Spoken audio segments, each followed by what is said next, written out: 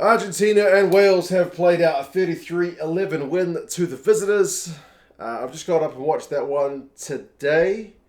It's been a bit of a broken series of watching games, watching Australia and France, and then going to bed for a few hours to get up to watch the British and Irish Lions take on the Stormers, then going back to bed to catch up on some sleep, and then getting up to watch this one, which was actually played when I was sleeping the first time. So, 33-11 is a pretty comfortable win for Argentina. I feel like Argentina are tracking pretty well. Since they started off pretty rusty against Romania, you'd have to say. Wales will be disappointed with this one, but I would say the saving grace of this Welsh performance is it's a really young team without all their British and Irish Lions. A lot of guys in kind of single cap territory. And I would say the number of errors you saw in the Welsh performance is not one you like to see anytime soon. I don't know why they made as many errors as they did, but I think they will learn from them and... future-wise, it's probably some well-invested minutes. But anyway, we'll go through the key events, some of the stats, and you guys can let me know your thoughts on this one. Both sides started pretty well. It seemed like a beautiful day. Not usually playing rugby at the Principality this time of year, but it's a beautiful day. The crowd was, I think, as good as it could be given the capacity limitations. But, two really cracking anthems in the fine weather. And some fine rugby to start with, man. Wales spreading it wide, trying to push some, for some space early. Argentina kind of able to shut that down with a choke tackle. And then Argentina busting it up through the big Lucies, Matera and Bruni. So, good start to the game. The first chance, though, Argentina opted for 3, although they missed it. And then Sanchez, not long later, took a head knock. He ended up playing on, which was fortunate. They didn't seem to know much about Miotti in the commentary team. He's been the second guy for Argentina for ages. He just doesn't get much game time. He's been like an anointed one. He's played for the Jaguares when it was Super Rugby still around. He's played a season for the Western Force and Super Rugby AU. So he's the guy. But he doesn't get a lot of minutes. And maybe the commentary team's right that he needs to get some more minutes at him. But I guess with the series decider, they wanted to stick with Sanchez. Lane got the first try of the game. Big Owen Lane. He's a big unit, isn't he? I love the saying big unit. He's when you think big unit, he should be one of the guys that come to your mind. He must have been a loose forward prior to switching to a wing, surely. He trucked down the wing, did really well to stay in because, you'd think a guy that size might put a foot in touch if he loses his balance, but very good composure.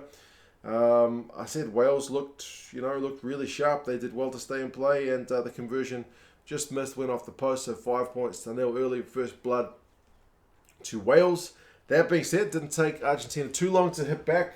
Moroni, who's a guy who kind of gets, not much limelight in the Argentinian team, but he's a really good player, man. Usually plays in the midfield, but can equally shift out to the wings as needed, and he did so in this game.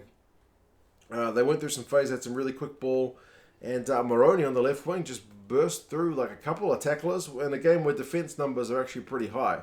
And they did get the conversion, so Argentina in front 7 points to 5. I talked about the errors earlier, like Rogers, a knock-on. It's a bad knock-on out on the left wing when he's got space in front of him. It's potentially a 2-on-1. It's the ball's around about his chest height, just drops it cold. He'd sliced the ball off his boot earlier. He'll learn from that, but the nerves were showing maybe a little bit there. Missed chances for Wales.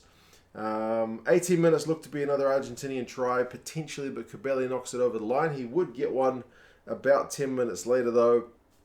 The scrum, neither side could really get on top. It was a case of both sides kind of exchanging scrum penalties, which is, again, Wales are without Wyn Jones, they're without Ken Owens, and Thomas Francis is having a rest. He's not on the Lions tour, but he's having a break. So, again, it's not one I would get too worried about if I was a Welsh fan. The Argentinian scrum hasn't been that powerful in recent years, but I do also think it's improving because it was really a liability. Maybe 2018, it was quite poor, but I think it is getting better on the Argentinian side, and maybe that's kind of why it was 50-50 in this game, seemingly. Kubeli did get that try 28 minutes. Just snipe a real scrum half try, snipe to the side of the ruck, and got himself low enough to get over. 17 points to 5. Wales did opt for 3 a few minutes later, and I thought I wrote the note, like, that's a momentum stopper because you've been 5-0 up and now you're 17-5 down. You need to stop this letting in of points, and the handling has been a bit of an issue. So let the guys chill out for a bit, take a breather, and maybe the captain can have a few words. They opted for the 3, they kicked it, so 17 points to 8, not looking so hairy, and more scrum penalties this time. Wales 1-1, but then, as I wrote, can Wales use this scrum penalty to shift the momentum? And then they doubled down on the error rate, man. They overthrow the line out. Argentina grab it, and then from the clearing kick, Amos, who's catching the Argentinian clearing kick, knocks the thing on cold. And again, it's right at his chest. And you see his eyes are on the ball, and then he just looks up, and then the ball bobbles out. He just looks up to scan the field. The ball's right there, and it's uncharacteristic. I don't think we see him doing that kind of thing again. But man, that's like you've just gone from being able to put the pressure on to being suddenly under pressure in your own half. Argentina do try a drop goal before halftime, but it misses, so 17-8 at halftime. Second half, Jonathan Davis kicks the ball out on the full. I wrote, man, these Wales errors, because yeah, it was getting a wee bit frustrating. But then Argentina lost the ball at their own line out as well, so not as clinical as they would have liked to have been either. Wales opted for another 3 on 50 minutes, and I wrote definitely the right call, because don't trust your hands at this point. 17 points to 11, and that's kind of touching distance. But Argentina had the same logic when they got a penalty about 5 minutes later. They kept their scoreboard ticking over, take it beyond one score, 20 points to 11. The TMO did have a check on 59 minutes. Hallam Amos clattering into Santiago Carreras. It was kind of an aerial ball contest. Carreras jumping up for the high ball. Amos running in to do the same.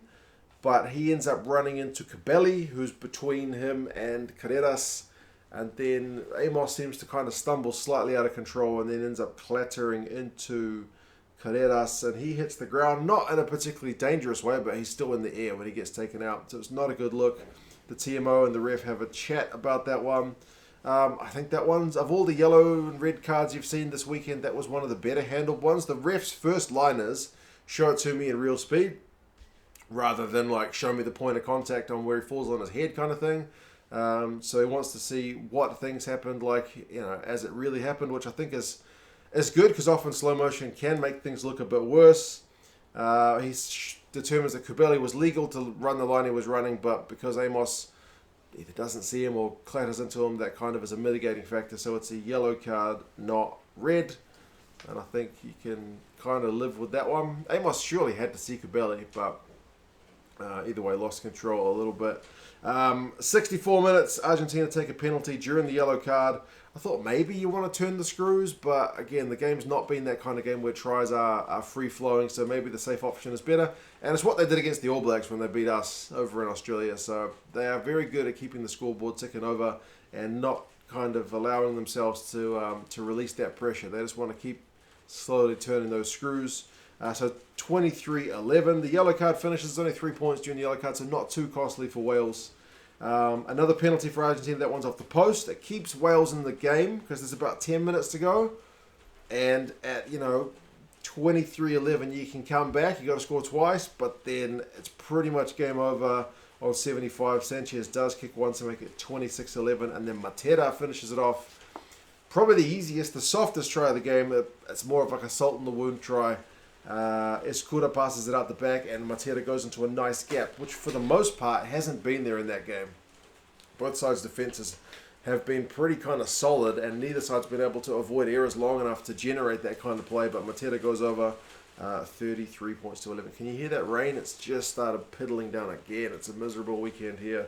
I envy that Welsh weather that I was watching on the telly.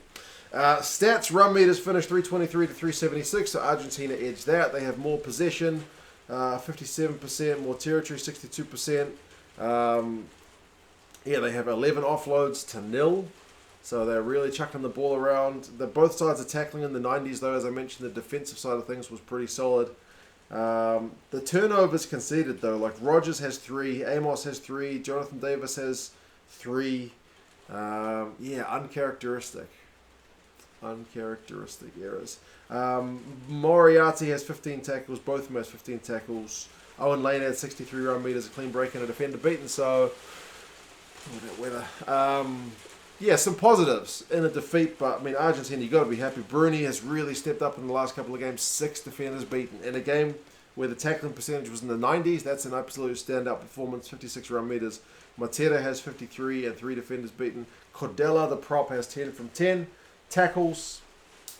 Penalties conceded is 13-7,